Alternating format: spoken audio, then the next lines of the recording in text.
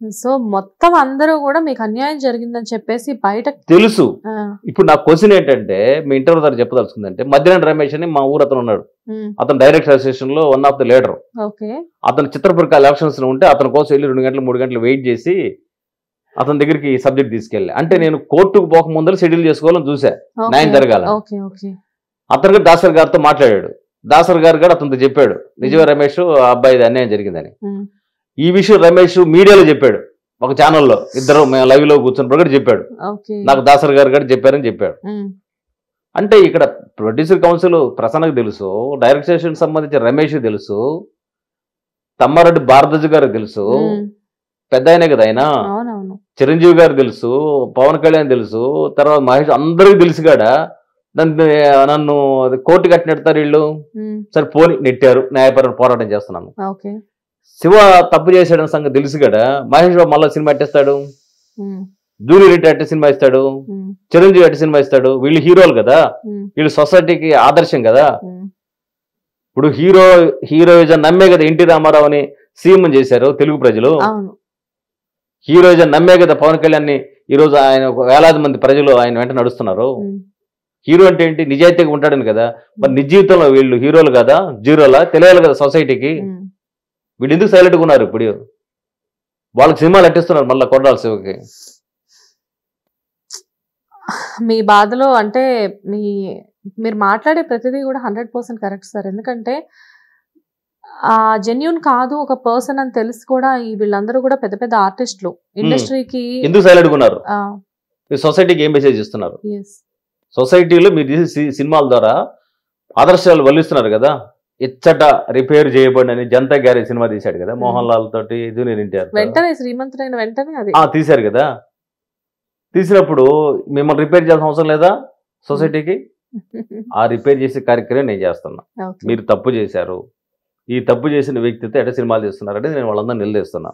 Number 1. Number 2, తప్పు చేశారని భావిస్తే సినిమా ఇండస్ట్రీలో దాసర్ గారు చనిపోయిన తర్వాత మోహన్ బాబు గారు ఉన్నారు, మోహన్ బాబు కొడుకు మంచు విష్ణు ఈరోజు మా అసోసియేషన్ అధ్యక్షుడు. సినిమా ఇండస్ట్రీలో చాలా మంది పెద్దలు ఉన్నారు, తమ్మారెడ్డి భారద్వాజ్ గారు ఉన్నారు, తర్వాత ఇంకా చాలా మంది పరచుడు గోప వీళ్ళంతా ఉన్నారు కదా. వీళ్ళందరూ ఉన్నప్పుడు అతన్ని ఎట్ట సినిమాలు తీస్తారు? రైటర్లు అందరూ, ఈ రైటర్లు పెద్ద పెద్ద రైటర్లు అని చెప్పి పేర్లు వేసుకొని ఉపన్యాసాలు ఇచ్చుకునే వాళ్ళు దంచేవాళ్ళు చాలా మంది ఉన్నారు కదా. నీ సాయిడ్ రచయితకి అన్యాయం జరుగుతున్నప్పుడు నువ్వు ఎట్ట పోయి మళ్ళా చేస్తావు సినిమా ఆయనతోటి? ఎందుకు పెన్ డౌన్ చేయలేదు మీరు? ఎందుకు చేయడం లేదు మీరు? మీ బలహీనత ఏంటి? ఒక కాగు చచ్చిపోతే 100 కాకులు వస్తాయి పైన. ఒక రైటర్ ఆక్రోషిస్తుంటే మీ స్పందన లేదా? మీ హృదయం కదలదా? మళ్ళీ మానవత్వం లేకపోతే ఏం రచనలు చేస్తాం? యూనిటీ కాదు, అన్యాయాన్ని ప్రతిఘటించలో రచయిత ఎట్ట అవుతాడమ్మా? నేను రైటర్ అసోసియేషన్లో ఉంటే ప్రతి మెంబర్ని అడుగుతున్నా, మీరు అన్యాయాన్ని తెలిసి గాడి ఎందుకు సైలెంట్? తెలియకపోతే పరిస్థితి వేరు, తెలిసి ఎందుకు సైలెంట్ నిశ్శబ్దంగా ఉంటున్నారు? ఈ నిశ్శబ్దం బద్దలు కావాల్సిన అవసరం ఉంది. రైటర్లు అంటే లెక్కలేదు వాళ్ళకి. రైటర్లు అంటే ఏంటంటే వీళ్ళు ఏందులే మనం చెప్తే వినేస్తారు, లేకపోతే 5 లక్షలు 10 లక్షలు ఇచ్చేస్తే సైలెంట్గా అయిపోతారు అనే ఒక నిర్లక్ష్య భావం రైటర్ అంటే. కానీ ఒక రచయిత లేకపోతే సినిమా వస్తుందా? ఒక రచయిత లేకపోతే పాటలు వస్తాయా? ఒక రచయిత లేకపోతే సీరియల్ వస్తుందా? ఒక రచయిత లేకపోతే ఏమొస్తుంది? ఈరోజు అనుబంధ పరిసరాలు అన్నీ ఉన్నాయి. ఇప్పుడు మీడియా ఛానల్ కావచ్చు, మిగతాయి కావచ్చు, లేకపోతే సినిమా బిట్స్ కావచ్చు, ఇవన్నీ ఇక్కడ ఎక్కడి నుంచి వస్తాయి? ఒక రైటర్ సృష్టిస్తేనే కదా వచ్చేది. అసలు మీరు ఫైనల్ గా ఏం చెప్పాలనుకుంటున్నారు? అసలు మీ ఇంటెన్షన్ ఏంటి? ఫైనల్ గా చెప్పడం కాదు, నేను ఒకటే చెప్తున్నాను.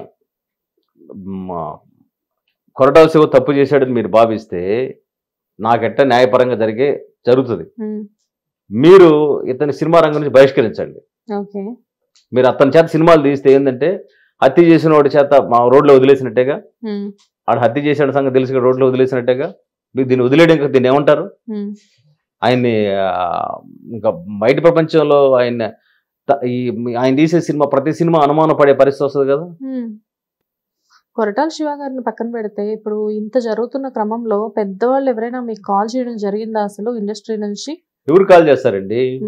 రైటర్ అంటే వాళ్ళ ఉద్దేశం ఏంటి? వీడేదో దిక్కుముక్కులేనాడు, పేదవాడు, ఆడేం చేస్తాడులే అని ఒక నిర్లక్ష్యం కదా. కానీ రైటర్ అంటే ఏమైనా చేయగలనేది ప్రూవ్ కావడం కోసమే కదా నేను స్ట్రగుల్ చేస్తున్నాను. న్యాయపరమైన పోరాటం చేస్తున్నాను. న్యాయ పోరాటం. ఈ న్యాయ పోరాటంలో ఇప్పుడు ఆయన అంటాడు పవన్ కళ్యాణ్ ఒక దగ్గర, భయం తెలియాలని. ఒక రైటర్ అంటే ఏంటో వాళ్ళు తెలియడం కోసమే ఈ స్ట్రగుల్ చేస్తున్నాం. డబ్బులు అంటున్నారు, నేను చెప్తున్నాను మళ్ళీ కూడా మీ ద్వారా, మీ ఛానల్ ద్వారా చెప్తున్నాను. ఇప్పుడు ఈ సినిమా ద్వారా 170 కోట్లు ఏదో తీసుకున్నారు కదా. అసలు ఈ సినిమా హిందీలో పోతే 1000 కోట్లు సంపాదించవచ్చు. ప్రపంచ భాషలోకి పోతే ఇంకొక 1000 కోట్లు 10,000 కోట్లు సంపాదించవచ్చు. ఇవన్నీ ఊరికి చెందాలా? హక్కుదారుడు రైటర్ కదా. మరి ఆ రైటర్కి ఇప్పుడు దృశ్యం అనే సినిమా వచ్చిందమ్మా. దృశ్యం అనే సినిమా ఇన్ని భాషల్లో వచ్చింది, కంటెంట్ ని బట్టేగా. కేలింది దబాంగ్ వచ్చింది, అన్ని భాషల్లో వచ్చింది, కంటెంట్ ని బట్టే కదా. ఇప్పుడు మన గబ్బర్ సింగ్ తీసాం కదా. ఇప్పుడు నేనేమంటానంటే రైటర్ అనేవాడు సృష్టికి సృష్టి అయితే ఆ రైటర్కి అన్యాయం జరిగితే సివిల్ సొసైటీ ఎందుకు గమ్ముకుంటుంది? గమ్ముకుండకూడదు. సినిమా రంగం అసలు గమ్ముకుండకూడదు, ప్రశ్నించాలి, నిలదీయాలనేది మాకుండే ఇంటెన్షన్. అండ్ కానీ ఇక్కడ ఒక చిన్న కోఇన్సిడెంట్ సార్. అంటే మీరు ఆల్రెడీ ఇంతకు ముందు మీరు మళ్ళీ చెప్తా అన్నా కానీ ఇక్కడ నేను ఒక విషయం మిమ్మల్ని అడగాలి. శ్రీమంతుడు కదా మీదే, ఖచ్చితంగా అది ప్రూవ్డ్ ఆల్రెడీ, ఎందుకంటే మీరు డాక్యుమెంట్స్తో సహా మాకు చూపించారు కాబట్టి. నెక్స్ట్ ఇప్పుడు మహర్షి మూవీ వచ్చింది వెంటనే కొన్నాళ్ళకి, అది కూడా మీ స్టోరీయే అని చెప్తున్నారు. అండ్ మీరు నాకు ఒక బుక్ కూడా ఇచ్చారు దానికి సంబంధించి. మీ మూవీసే ఎందుకు ఇలా జరుగుతున్నాయి? ఐ మీన్ మీ స్టోరీసే ఎందుకు ఇలా జరుగుతున్నాయి? అది కూడా మహేష్ బాబు గారి విషయంలోనే ఎందుకు జరుగుతున్నాయి? నాకు ఆ విషయం తెలియదు, కానీ దాని మీద కూడా నేను ఫైట్ చేస్తాను. అది ఫ్యూచర్లో జరుగుతుంది. ఇక్కడ ఏంటంటే నా క్వశ్చన్ ఏంటంటే, సినిమా ఇండస్ట్రీ పెద్దలు ఏ రైటర్ అయినా ఏ రైటర్కి అన్యాయం జరిగిందని భావిస్తే కోర్టుకి నెట్టకండి అని చెప్తున్నాను నేను.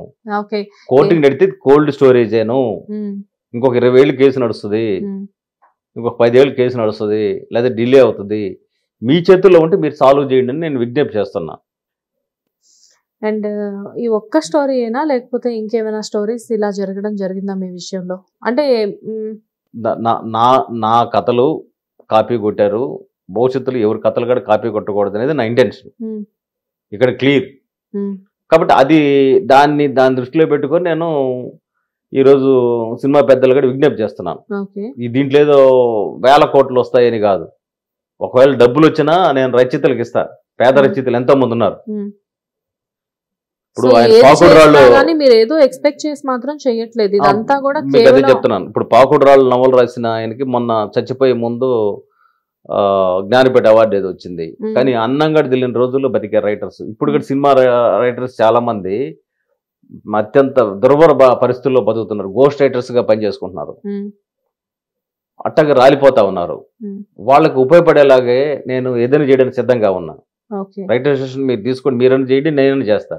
కానీ ఎక్కడి దగ్గర ముగింపు పలకాలి కదా. ఆ ముగింపు పలిపే దగ్గర సినిమా పెద్దలు ఉండాలని నేను కోరుకుంటున్నాను.